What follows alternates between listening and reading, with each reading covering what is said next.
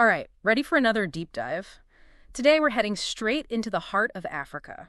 Sounds exciting. It is. We're talking about the KAZA TFCA. KAZA TFCA. Yeah, it stands for the Kavango Zambezi Transfrontier Conservation Area. Catchy, right? I see. And this isn't just some small nature reserve. We're talking huge E. Bigger than some countries, actually. Wow, that's impressive. It spans across 5 countries in southern Africa. 5 countries. That's a massive conservation effort. Which ones are we talking about? We're talking Angola, Botswana, Namibia, Zambia, and Zimbabwe. Wow, a truly transboundary effort. That's remarkable. It is. I found this really interesting article about the top attractions in KZA, and honestly, it's got me wanting to book a trip right now. Oh, what kind of attractions are we talking about? Well, one thing that caught my eye was Mokoro safaris. Mokoro safaris. Those sound intriguing. What exactly is a Mokoro? Right. Doesn't sound like your typical Jeep tour. Yes. Not at all. A Mokoro is a traditional dugout canoe, often pulled by a guide through calm waters.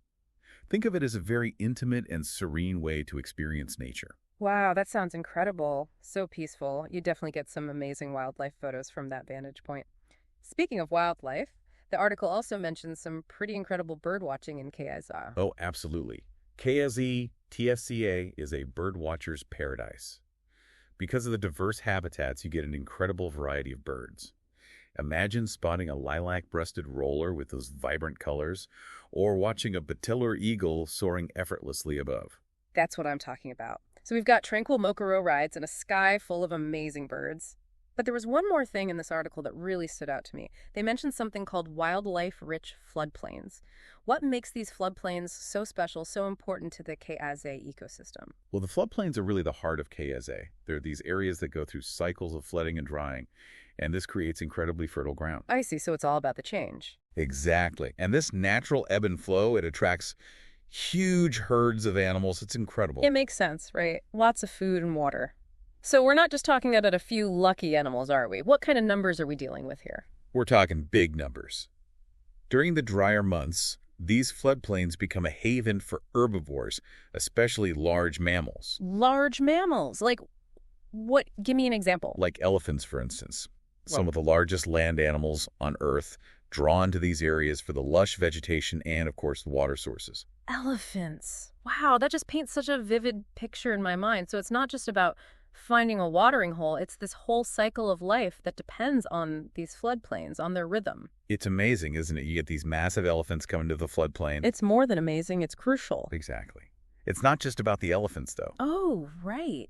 What other animals are drawn to these floodplains? It's like a ripple effect, you see. A ripple effect? Yeah, the floodplains provide sustenance for a whole range of herbivores, not just the big guys like the elephant. So we're talking all sizes. Exactly. You get smaller antelope, too, like the lechwe.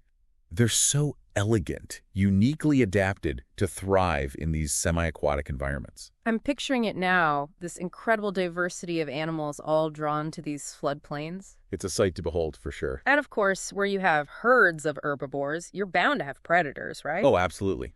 That's the thing about nature. It's all connected. Like a delicate balance. Precisely.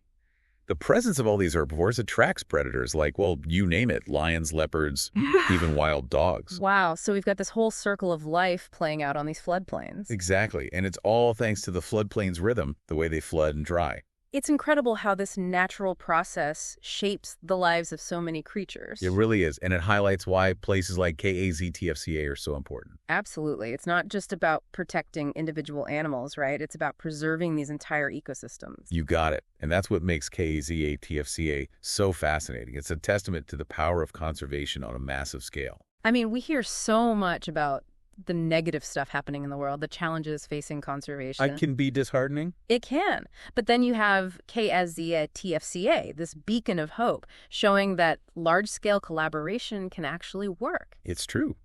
It proves that we can make a difference when we work together. It's not just about setting aside a few token parks.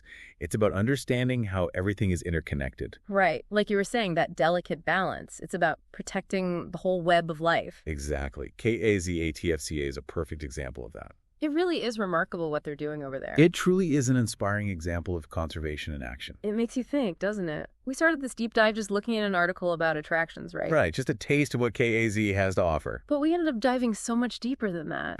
We always do. That's the beauty of these deep dives. It's true. We always uncover so much more than we expect. I mean, think about it. We talked about gliding through the water in those mokros, spotting rare birds, witnessing those incredible floodplains teeming with life. And the diversity, my gosh, from tiny insects to massive elephants, KIZ has it all. It's like that saying, the closer you look, the more you see. Absolutely. And in a place like KAZA, there's always something more to discover, always something new to learn. So for anyone listening, if you're looking for a truly awe-inspiring adventure, An adventure that goes beyond the typical tourist traps. look no further than KIZACA. This is a place that will stay with you long after you've left. Well, on that note, I think it's time to wrap up our deep dive into the heart of KIZ. Until next time, keep exploring. And never stop being curious.